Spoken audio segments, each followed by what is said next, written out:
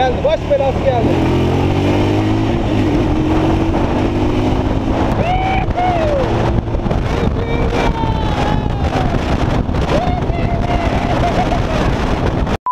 Merhaba arkadaşlar, ben Kartal Yavuz Kartal.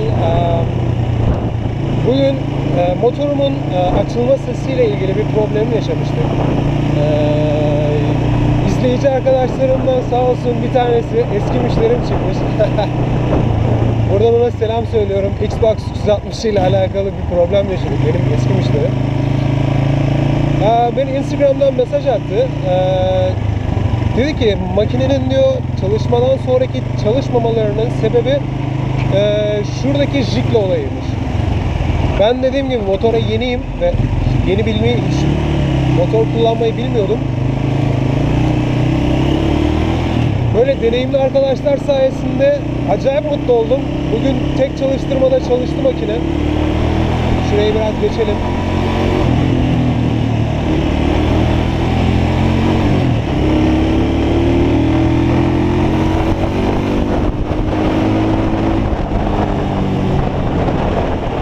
Evet, geçtik. Tek çalıştırmada çalıştığına ben şok oldum. Şunun bir boka yaraladığını sanıyordum. Meğer jikleymiş. Aslında jikle olduğunu biliyordum ama garip bir şey. Kablosu biraz gevşek böyle. Dedim galiba ayarları yapılmadı. Ondan dolayı bir işe yaramıyor. Halbuki çok güzel işe yarıyormuş. Bugün beni çok güzel mutlu etti aslında şu jikle. Sabahları çalıştırdığım zaman hani motor dinlendiği için bir de yakıt birazcık katı olduğu için makine çalışmakta zorluk çekiyordu, böyle kapanıp duruyordu. Sürekli gaza basmak zorunda kalıyordum. Biraz sıkıcıydı. Hani tek marşta çalışmıyordu makinem, öyle söyleyeyim size. Şimdi tek marşta çalışınca acayip mutlu oldum. O arkadaşıma şimdiden tekrardan teşekkür ediyorum. Şimdi ne yapıyoruz? Tüm böyle motovloggerlarının artık hep logger oldu, arasını satayım. YouTuber, motovlogger, makeover. Bugün motorun üstünde makyaj yapmayı deneyeceğiz arkadaşlar. Evet. Bir tane arkadaşım vardı, Afgan Resulov. Çok güzel adam. Hani bestim çünkü kendisiyle GMX'te tanıştık. Onlara bir tane çocuk geliyordu. Adı neydi, böyle dişleri telli olan. Her neyse işte o geliyordu. Onlara canlı yayın için bir aparat almam gerekiyordu. Benden rica ettiler, bir arkadaşı sağ olsun. Ben de onları ayarladım. Çok samimi insanlar.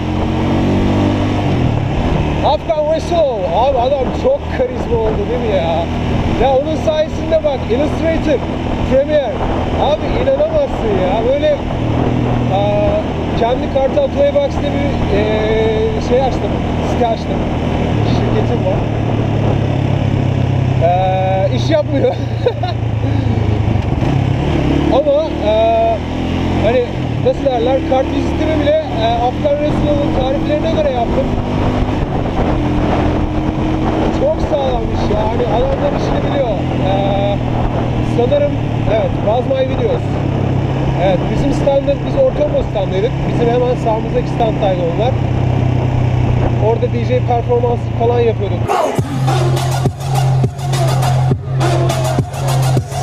Belki tanır arkadaşlar, hatırlamaya çalışırlar.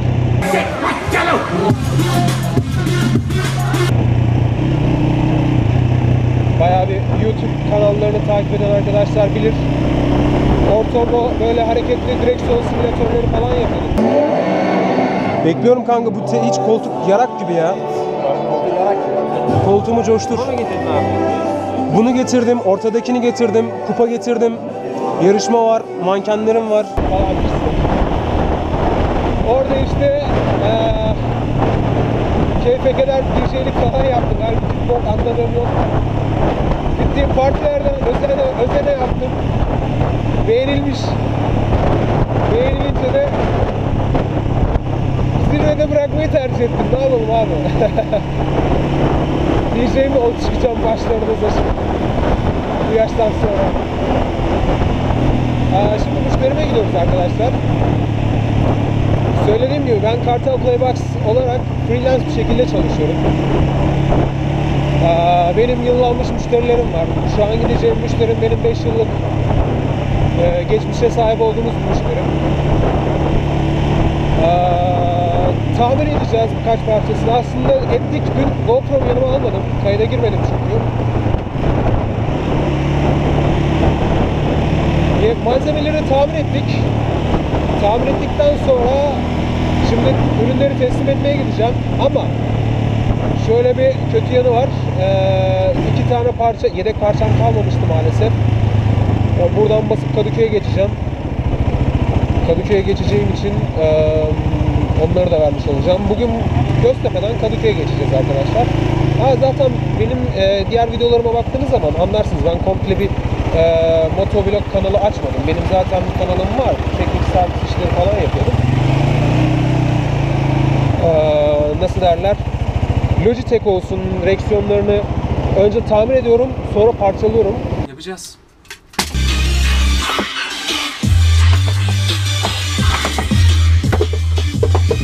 Biraz fetiş bir iş ama keyifli bir iş arkadaşlar. Bağdat Caddesi'ndeki mekanımızda yaptığımız cihazları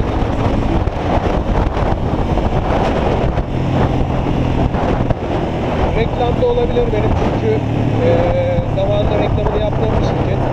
Bağdat Caddesi'nde Labirent Game. Gökhan'cıma buradan selamlar. Ve Murat'cıma. Murat'ı her zaman orada görebilirsiniz. Gökhan abi İzmir'e gidip geliyor. Şimdi bir kök o zaman arkadan giydirmesin. Biraz kontrollü yavaşlayalım da.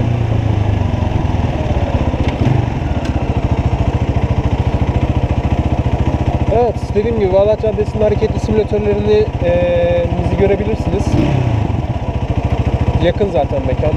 İstanbul'da oturan insanlar sürekli uğrak yeri zaten bu mekanlar. Dediğim gibi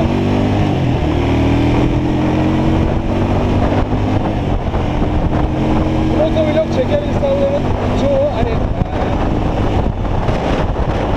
konuşacak bir şey bulamıyor ya da trafikle alakalı bir problem yaşayınca konuşacağı cümleyi saatlerce unutuyor. Mesela daha Yeditepe Üniversitesi oradan beri bir konu anlatıyordum ama konunun başlığını unutuyorum. Oha, çoğu noktada araba geldi.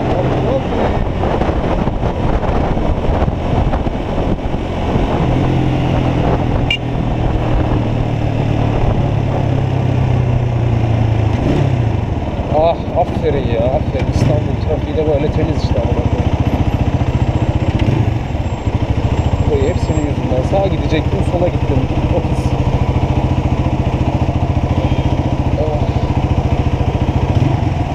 Gene aynı yerde durduk. Aynı. Benim güzergahım burası abi. Ben buradan başka gitmek istemiyorum. Çünkü diğer trafikler daha boktan. Ve ehliyetim yok maalesef. Polis abilerimizden korktuğum için mecburen böyle bir operasyon yapmam gerekiyor. Buralarda pek kontrol dışı olduğu için buralar rahatız o yüzden ama yani o yüzden güzergah metresi oluyor. Açıldı açıldı. Sağ.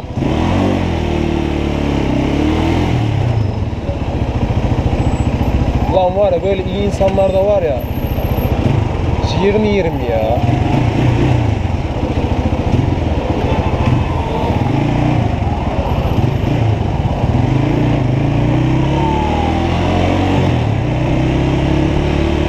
Böyle güzel insanlar olmasa var ya bu dünya harbiden çekilmez hale geliyor. Böyle orospu çocuklar yüzünden. İyi ki varlar ya. Kozmik gerçek bir yaşamdayız. Ne yapalım arkadaşlar? Bu kozmik gerçekliği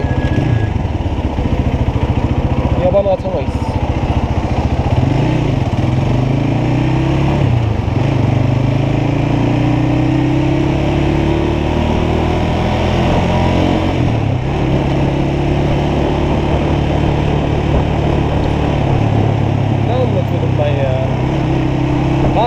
anlatacağım şeyleri unuttum gitti amına koyayım. Ha şeyden bahsediyorduk ya, YouTube'dan bahsediyorduk. Oğlum ben ne kadar güzelmişim lan. Ben hiç kendim için izlemiyordum anasını satayım. Ne var bayağı bir öhöymüşüm ben ya. O yüzden diyorum bu lavuklar bana niye bakıyor böyle sürekli? Ulan ben olsam ben de bakarım kendime. Ne kadar beğenmişim değil mi kendime? Narsizm böyle bir şey. Amına koyduğum vücut geliştiren tüm erkeklerde niye böyle bir hastalık olmaya başlıyor anlamıyorum.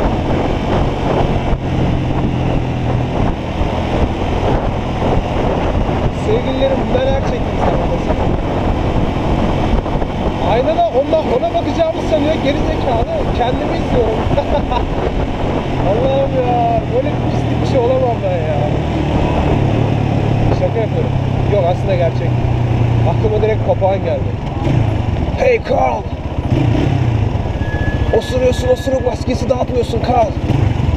Buradan Veysel Zaloğlu'na da selamlar abi, adam benim resmen motive kaynağım ya. O papağanla yaptığı şey inanamıyorum ya. Sinirlendiğimde açıp izliyorum abi. Bu kadar keyifli bir şey olamaz ya. O namaz kılan kök olarak gidiyor, musallat oluyor ya. Bakın şimdi size ne yapacağım? O minik burnunu ısıracağım.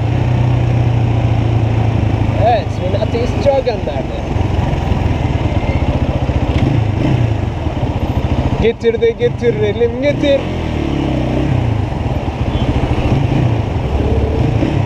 Tam üşengeçlere göre bir maç sistem yapmışlar ya.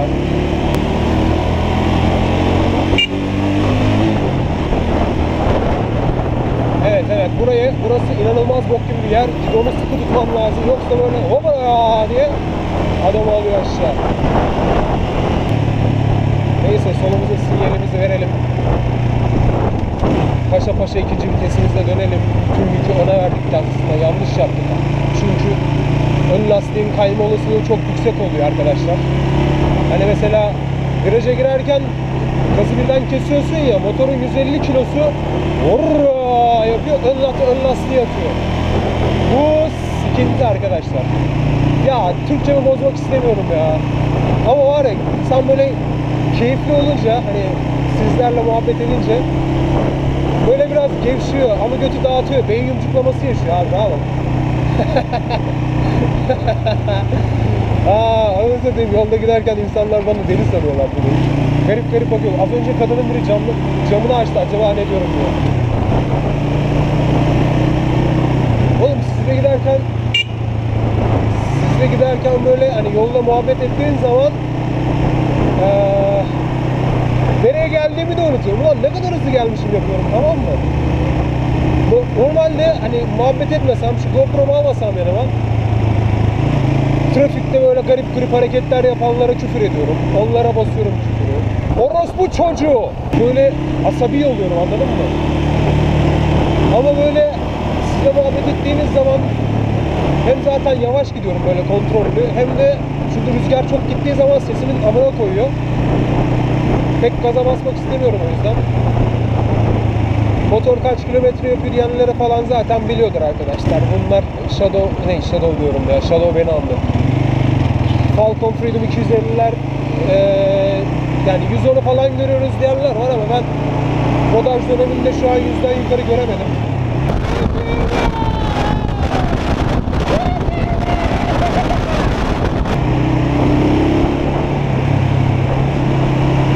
Hadi yine bana koyayım ya.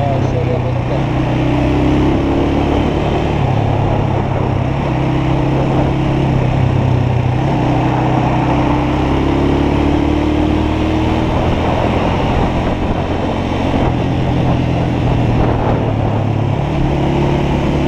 Abi şu ambulanslardan korktuğum kadar hiçbir şeyden korkmuyorum. Yemin ediyorum ya.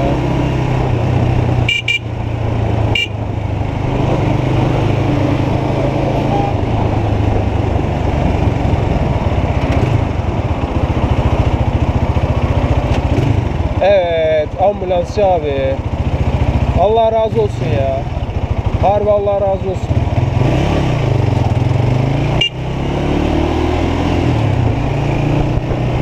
En azından saygınlar ya. Zaten saygısızlığı getirince saygısız bir toplum üzerinde yaşıyoruz arkadaşlar. Ya abi şu pet şişelerden korktuğum kadar hiçbir şeyden korkmuyorum. Bir de yol kenarlarına atılmış böyle malzemeler var ya. Böyle cam kapakları falan. Abi çok riskli ya. Buradan ben nereye gidecektim? Ha evet. Biraz sağ yap sağ. Boşa gitmez sağ yap ama. Ha aynen. Şeyden sonra sağa döneceğiz. Abi sigarayı da bıraktım diyorum. Anasını satayım. Lan nasıl canım çekiyor ya. Böyle lan nasıl aşeriyorum. Böyle bir sigara yiyesim var yiyesim. Orospu çocuk iyi. Ne kadar rahat küfür ediyoruz değil mi?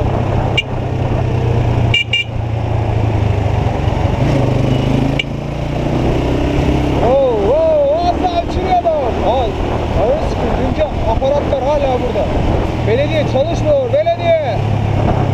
Bu belediye niye çalışmıyor?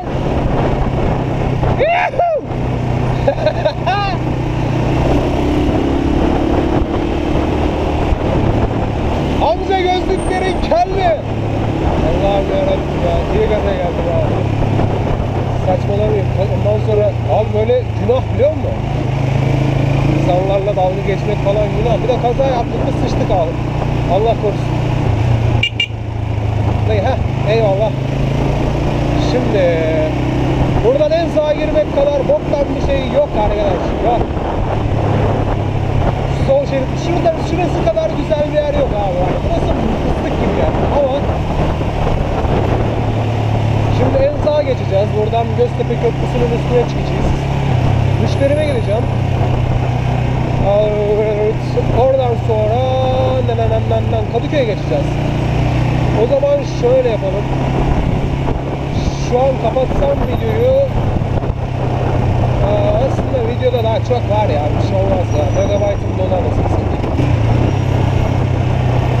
Belki yol üstünde bir şey olur. Yani kötü bir şey olmasın da bir şey olsun. Hani güzel bir şey olsun yakalayacağımız. Böyle insanlara parmak yapabileceğimiz. Böyle şeyler olsun. Hani komikli bir şey olsun abi. Dayaklı olmasın. Ah geldi. Baş belası geldi.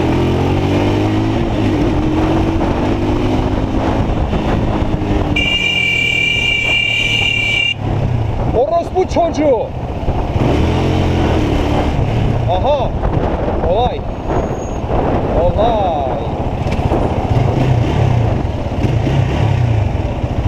Oh my goodness.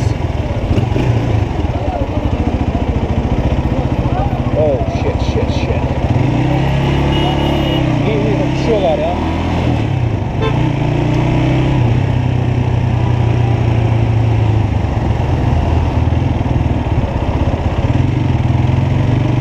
İyi. Şuradan bir sağa kayamadık ya.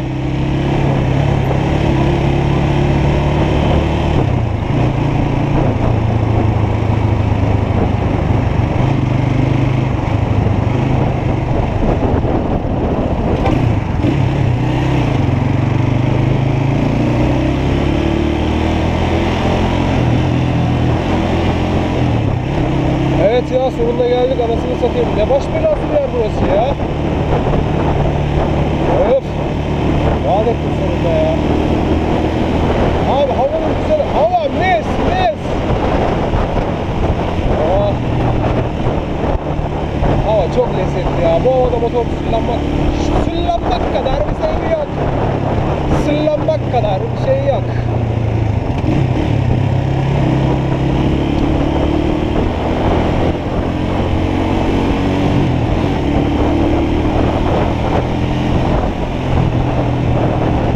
Bu iş keyif işi.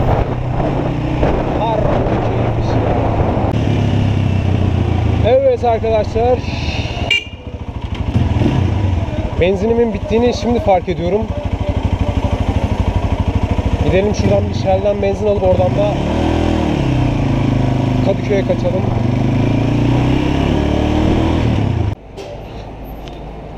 Depo tamamen dipteydi. Dedim ki 50 liralık atalım hani doldursun. 50 liralık bile dolmadı. Tam şu an 46 liralık aldı. Çünkü dökülecekti. Öyle bir seviyeye geldi.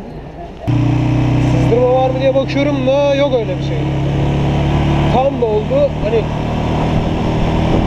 dedim kapaktan sonra da boşalır. O da olmadı. Hani derler ya arkadaşlar, bu motorlarda böyle ufak tefek böyle ibre sorunu, sinyal sorunu, öyle garip şeyler olur diyorlar ya hani. Ben hiç yaşamadım ya, Allah şükür, nazar değmesin. Nazar değmesin arkadaşlar. Hiçbir şey olmadı. Allah'a şükür. Şimdi aklımda şey var. Şu makineli silah egzozu var ya. Abi çok yakıştırıyorum. Zaten egzoz almayı düşünüyordum. Düz egzoz alacağım ama dedim. Bir tane dedim makineli yapayım bari. O da 200, bu da 200. 200 liraya yaptırıyorlar. Bilmiyorum. Varsa bildiğiniz ucuza yaptırabilecek egzozu açtırmak istemiyorum. Masraflı olur falan dediler.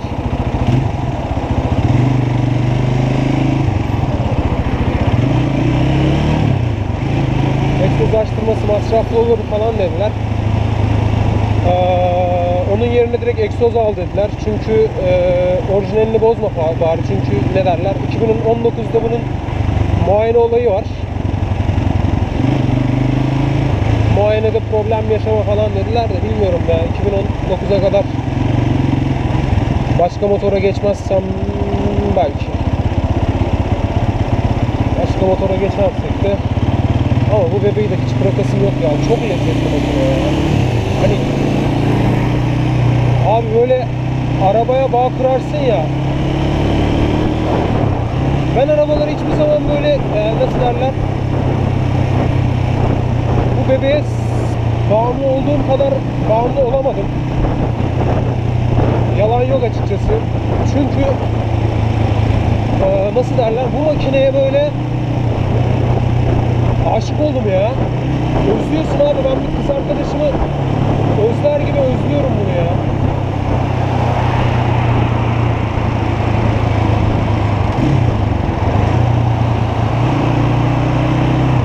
Bildiğin yağmur yağdığı zaman, hava kapalı olduğu zaman abi, nasıl diyeyim sana, öyle özlüyorsun abi makineyi. Ben bu makineyi bu kadar hani hasret çektiğimi bilmiyordum ya. Hani makine sonuçta diyorsun, tamam mı? Amına koyayım, bir makine ya. Bir motor diyorsun ama motor olmuyor ha. Böyle bir duygusal bir bağın oluyor. Yalan yok.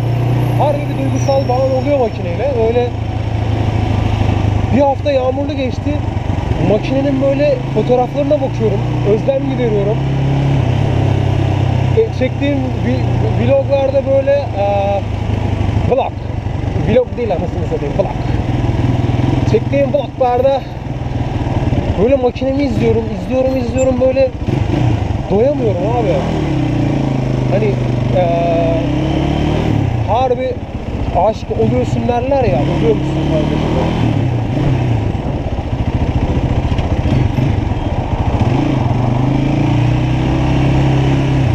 Annemin hiç sevmediği hareketler bunlar.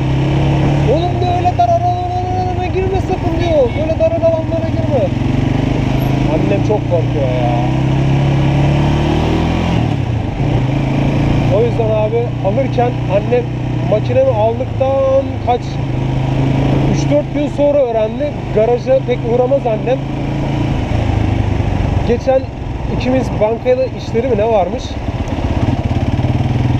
Aynen bankada işleri vardı. Babam dedi ki siz gidin, ben gelmeme gerek yok.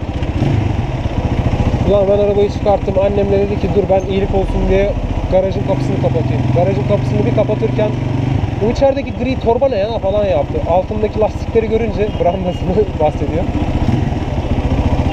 Bu ne lan diyor. Bizim mi diyor bu? Dedim anne bizim.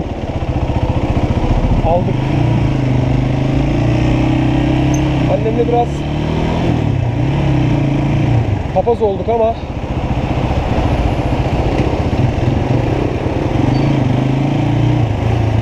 şimdi en sağa kayalım kankalar.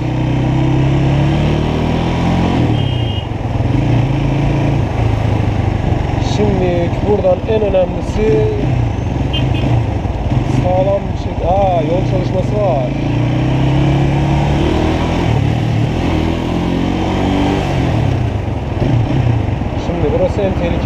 bütün arabaların sağa yanaştığı bölüm.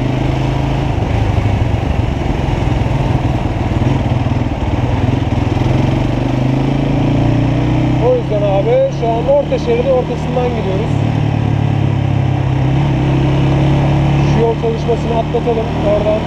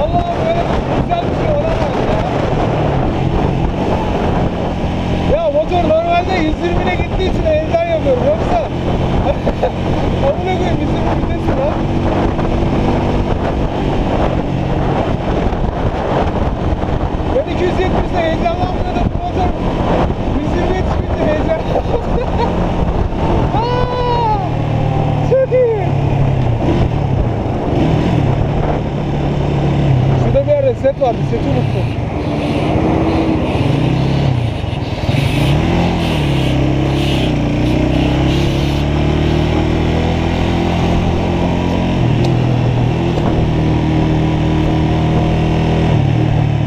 Sonunda motorumun açıldığını hissediyorum ya. Harbi motorumun böyle hücre zarı yırtıldı, açıldı. Artık kızlığını bozdum makinenin.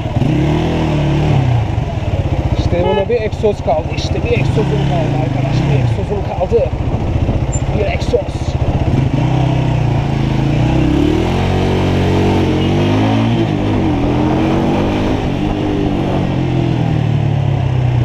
Aman trafik polisleri var abi. Yavaş yavaş gidelim. Burası daha ehliyetim de yok. Siktir et amına koyayım. Gelmiyor değil mi? Ha, gelmiyor.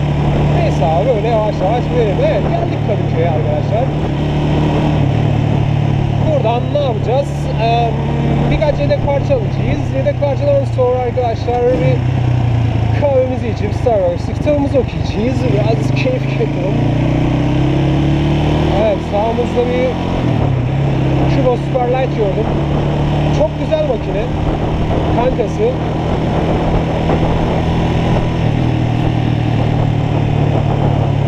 İşte burada bora yapmasını istiyorum. Böyle kendi egzozu olduğu zaman arkadaş. Böyle kendi egzozu olduğu zaman böyle bora yaptıracağım. Kendi egzozu olduğu zaman tabii ki yaptıracağım bunları.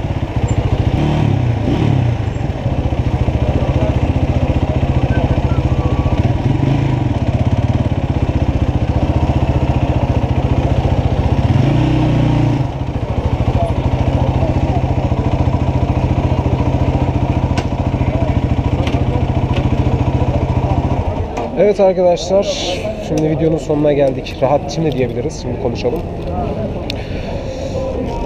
Videoyu beğendiyseniz beğen butonuna basmayı unutmayın.